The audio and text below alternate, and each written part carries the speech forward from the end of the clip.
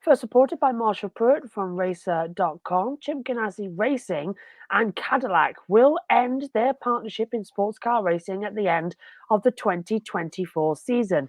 Now, Ganassi currently fields two Cadillac V Series R entries, with the one entry in IMSA and the other in the World Endurance Championship. Mike Hull, the managing director of CGR, confirmed the news to Racer.com, noting the fantastic history they've had with General Motors, not ruling out working with them again in the future, but this chapter is coming to an end. According to Pirouette, sources told Racer.com that Action Express Racing will likely expand to a two-car operation next year in IMSA, taking over the entry that is currently the number one Cadillac. Now, the link to this is in the video description to the full article. The photo here is courtesy of Chip Ganassi Racing. Kobe, starting with you, were you shocked by the news of Ganassi and Cadillac parting ways? And do you anticipate Ganassi staying in sports car racing next year? Yeah, it was quite a big shock to see Ganassi and Cadillac splitting up. I honestly didn't expect to see this happen. I thought they would continue their partnership for at least several more years. But to hear this bombshell from Motorsport at Racer.com that Cadillac and Chip Ganassi Racing were going to be splitting up, it was definitely quite a shock to the system. It makes me wonder what's next for Chip Ganassi Racing. I know Chip Ganassi had that relationship with Ford when they ran the Ford GT in the GTLM and GT Pro classes, and there's been a lot of rumblings that Ford could potentially return to top flight prototype racing in several years' time. So with Chip Ganassi getting out of the deal with GM, it makes me wonder if we could potentially see Ganassi, and Ford, get the band back together and potentially go prototype racing together. So that's something that a lot of people were looking at. And in regards to Action Express expanding to a two-car operation, that they've done that before in the past and been extremely successful. So I think Action Express will do a fine job if they end up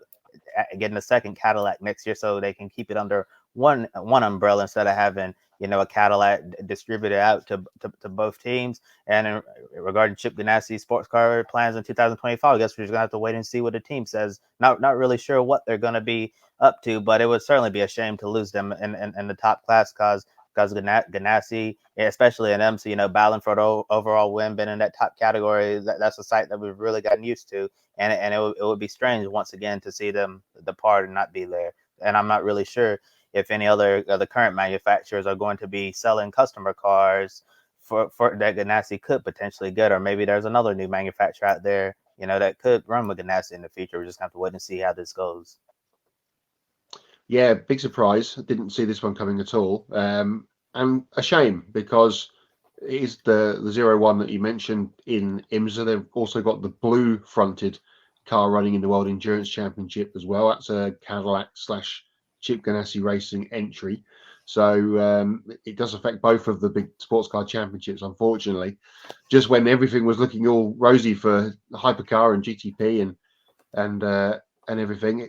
Hopefully, this isn't the beginning of the walls crumbling in already after one round of the World Endurance Championship for this year and one round of IMSA. Another one coming up, of course, this weekend, which we'll talk about in a little while. But real shame. Action Express, of course, were part of the development with the Ganassi. They helped each other really with the development of this car in the very beginning. Worked quite closely together through testing. So not a surprise there to see that they're kind of half putting their hand up to say, we'll have the chassis and we'll continue to run it, which is obviously good. But that Ganassi 01 car in IMSA probably should have won 3 or 4 races last year. They were in contention multiple times and had incidents. Did get one win off the top of my head, and maybe it was 2. I can't exactly remember without checking, but should have had a bunch more. And it's a real shame for this program to be going away.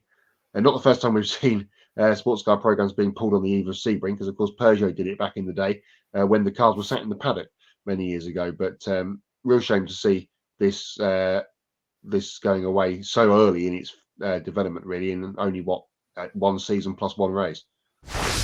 Now, as we said, these two of Ganassi and Cadillac will split up after 3 years together, which began in 2022 in the last year of the DPI era. Now, followed by 2 years in IMSA's GTP class and WEC's hypercar class. Over in IMSA, we've seen the number 1 Cadillac win races and finish on the podium, while the number 2 Cadillac has yet to win a race, entering its second year in the World Endurance Championship.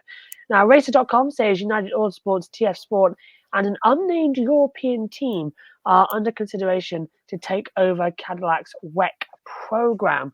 Now, could a European-based team be the best way moving forward for Cadillac instead of having an American team that needs to have a setup at a European base? Well, when you think Cadillac, you think America, obviously. But here's a curveball I'd like to throw into this situation, and a European team which wants to get into the top class and has an American base. United Autosport. They could be in the ballpark for this, because we know that Zach Brown and Richard Dean really do want to get into the top class. They've got a couple of cars running in LMP2 in the IMSA paddock for the season, with Ben Keating involved, of course.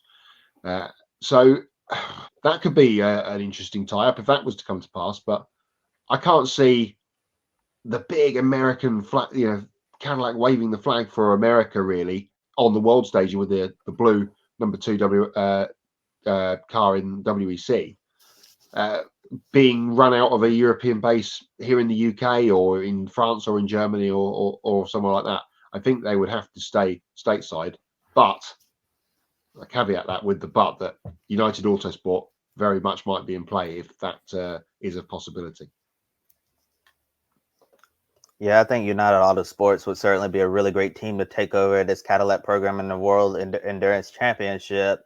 Like you were saying, Matt, Zach Brown, Richard Dean have wanted to be in the top class for quite some time now. They've been talking about it for several years, but United Autosports just hasn't been able to secure a deal with their manufacturer. And how about no better way for them to get in this top class than getting Cadillac's World Endurance Championship program. I think they would do a great job, because they're used to the championship, used to this environment. I think they would be able to get up to speed very quickly. I think a lot of people expected, United Autosports to get a McLaren prototype program going. I know we've heard the McLaren rumors for the last couple of years or so, but we really haven't heard anything besides the rumors of McLaren. We don't know one way or another if a McLaren prototype program is in the pipeline or not, and if it's not going to happen. United Autosports could just swoop in and, run a Cadillac across the world in the World Endurance Championship. I think that would be a really good thing for them. But yeah, Chip Ganassi, it's been quite a struggle for Cadillac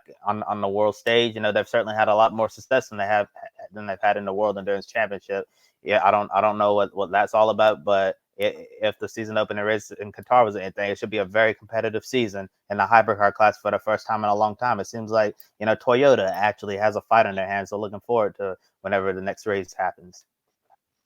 You took the words right out of my mouth there with Zach Brown and McLaren. For years, he was trying to get them in to the World Endurance Championship as well. And it looked like last when they were coming into Formula E and they were coming into Extreme E, it was one or the other, and ultimately they decided to go electric rather than the hypercar area. Now, like I said, with Extreme E going to hydrogen, it sort of saved them a bit of time.